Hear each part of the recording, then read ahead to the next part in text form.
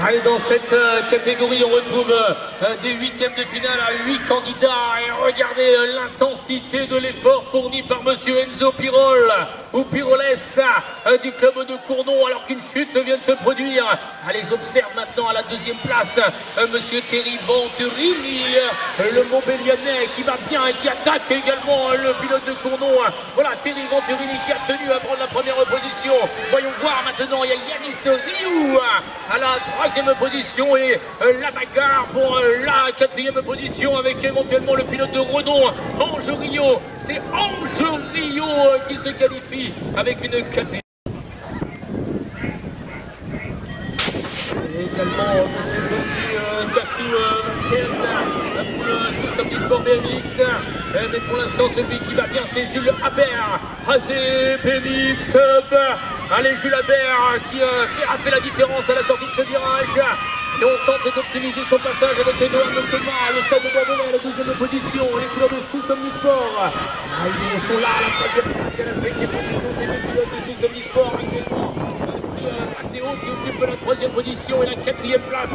Elle est enlevée par Quentin Laurent, le club de Pugil, qui va éventuellement se qualifier et qui pousse très très fort dans les derniers mètres pour peut-être se glisser une troisième place. Mais on se qualifiera de toute manière avec une quatrième pilote.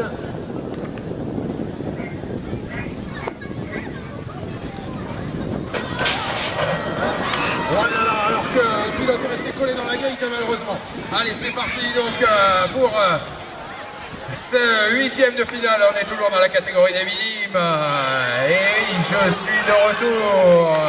Allez, donc avec la plaque numéro 15 pour l'instant, donc en tête, il me semble que c'est Tom Yega, le pilote donc, de Mongeon. Allez, ça s'est relevé là-bas, fort heureusement pour le pilote. Et malheureusement une chute en deuxième ligne droite qui laisse le champ libre pour l'instant à Lino Arsquet, le pilote donc rouennais, pour se qualifier pour ces quarts de finale. Mon Dieu, que de chute dans cette race.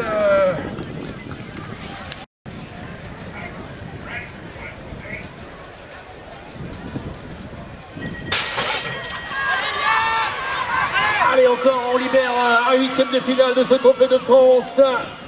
Et pour le moment, c'est Alexis Laluc pour Massipalezzo. Allez, c'est lui qui a pris le meilleur départ avec pour l'instant dans son sillage Erwan Gopal pour le BMX position. C'est lui, The Riders, qui occupe actuellement la deuxième place. On va voir un petit peu comment les choses se décantent. Et bien pour la troisième et quatrième position avec actuellement Axel Genest à la troisième place. Et on va citer également le BMX Pernois en la personne de Nolan Feliès. Oh, qui a du mal à finir le tour de piste ici, une quatrième position carrière, retour magistral de Clément Cornu du Club d'Evreux, qui je pense aura terminé dans les 4 premières places.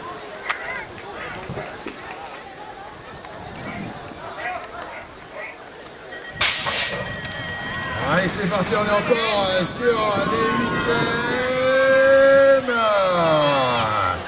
Voilà, grosse sortie de gate, là, ça a été énorme. Oh, l'intérieur, attention, ça va être chaud pour l'instant. Donc, pour Timéo Berchou qui avait réussi le one shot parfait de la part du pilote de Dardy, là, et il maintient son avance. Très bon passage technique, là, du pilote de Dardy. En deuxième position, nous allons retrouver donc Liam Chin, le pilote chapellois qui va tirer son épingle du jeu pour se qualifier. Oui, joli.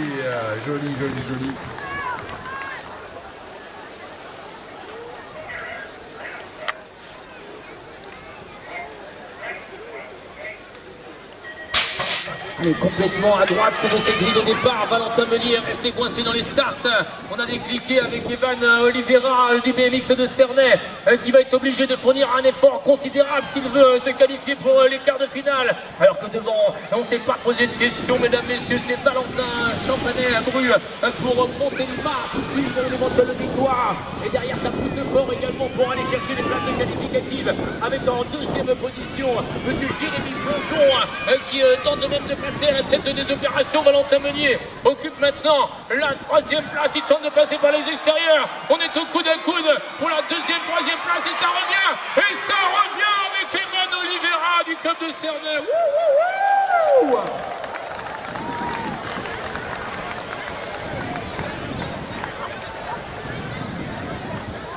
Quelle fin de course, mesdames et messieurs, quelle fin de 8.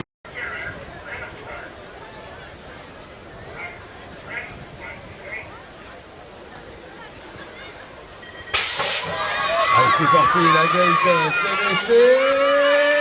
Oh là là. La sortie de gate de Nathan Maserati, mais également, je pense, oh là là. Et l'accrochage général. Mesdames et messieurs, allez, la plaque numéro 35 qui a repris l'avantage, je pense, Hugo Boyer qui a tiré son épingle du jeu. Le pilote donc de Val-d'Orens Cyclisme, vous voulez qui a frappé la poudre. Et c'est comme là à la fois trop bien figuré. Oh, ça remonte pour Nathan Maserati, le pilote de Vitrolles, qui va tenter d'arracher le meilleur, je pense. Oh, ça va être chaud, puisqu'il y avait également Maxime Pierre-Jean, le pilote canéjanais, qui était là sur la ligne. Dubreuil qui était en embuscade, ça a été chaud jusqu'au bout pour lui, il est déjà chez la qualif dans le dernier virage. Costa a été chaud pour Matt Dubreuil qui est resté complètement voilà. Tout à fait, c'est vrai que Matt Dubreuil qu'on a vu sur le podium hier en cruiser.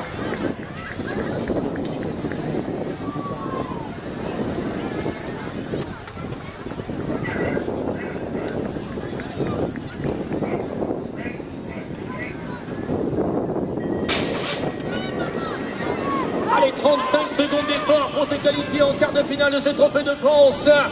Et celui qui a pris un départ stratosphérique, c'est monsieur Clément Rocherieux.